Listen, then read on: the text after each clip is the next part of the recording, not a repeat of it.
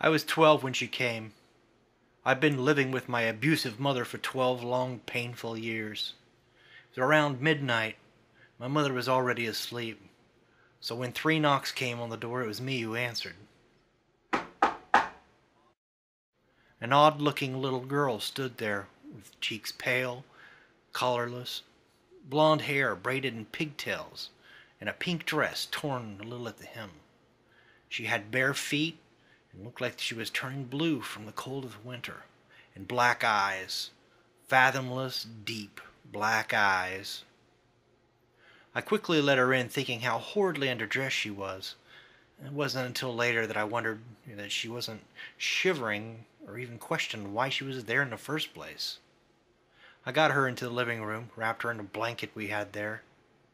She held it, though it didn't seem to affect her, and I smiled. "What's your name?" A long silence passed as she stared at me. I was beginning to be discomforted by her deep gaze, but she parted her lips and spoke in a soft voice. "Lacey Morgan." I nodded, smiling again. "You can stay here tonight, Lacey," I said, motioning to the couch. She curled up in a little ball, black eyes still staring at me, and I exited the room. That night I slept soundly, not worrying about my mother beating me or the strange little girl on my couch. I slept rather good. When morning came, I trudged in the kitchen, and I was greeted with a coffee cup in the shoulder. I made a feeble shout of pain, staring at my mother. Then she struck me in the face. "What the hell did you do? Why is there dirt on the couch?" she shouted. This confused me greatly. Upon investigating, I found that Lacey had vanished. The only proof that she had been there was the dirt that was falling off her dress or feet. I took responsibility, earning myself another strong hit in the cheek.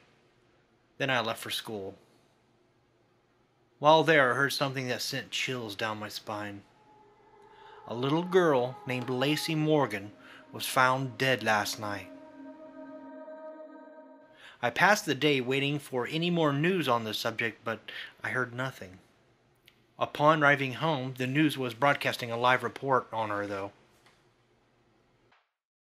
Lacey Morgan, 6 years of age, was reported dead at 7 last night.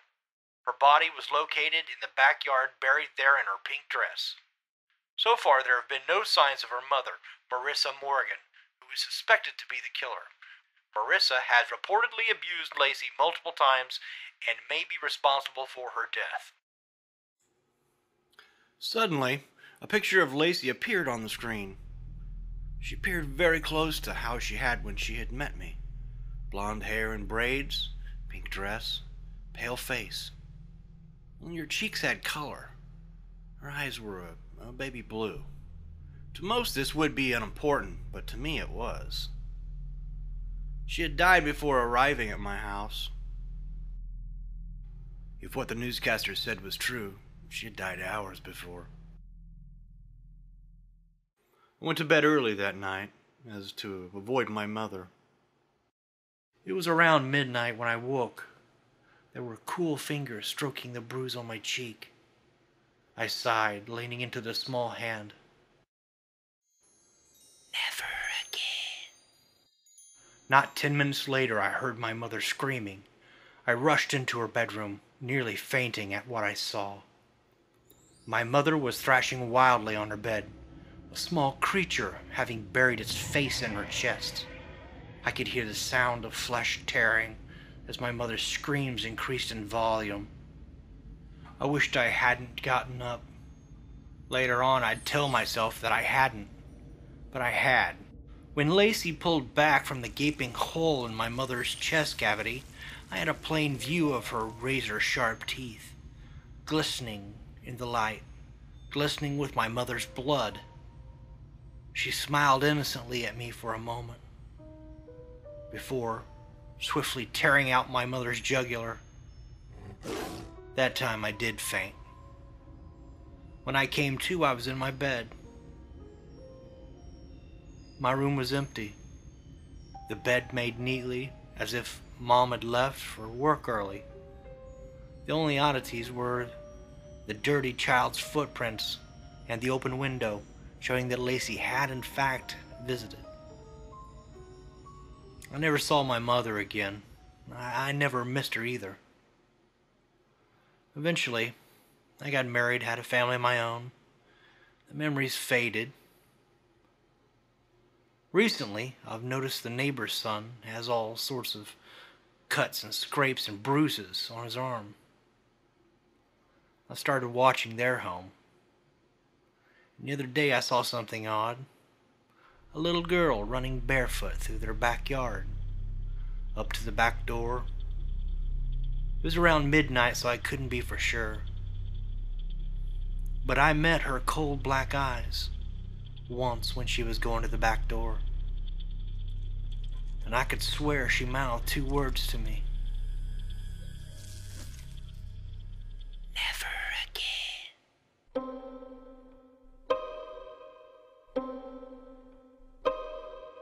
Come, little children, I'll take thee away into a land of enchantment.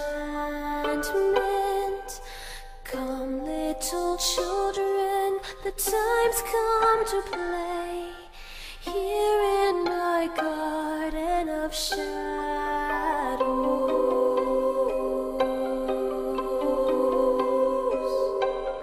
Follow, sweet children, I'll show thee the way through all the pain and the sorrows. Weep not, poor children, for life is this way, murdering beauty and passion.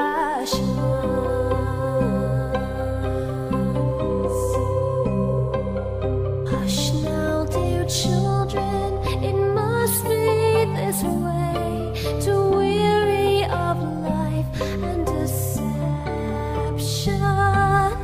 Rest now, my children, for soon we'll away into the calm and the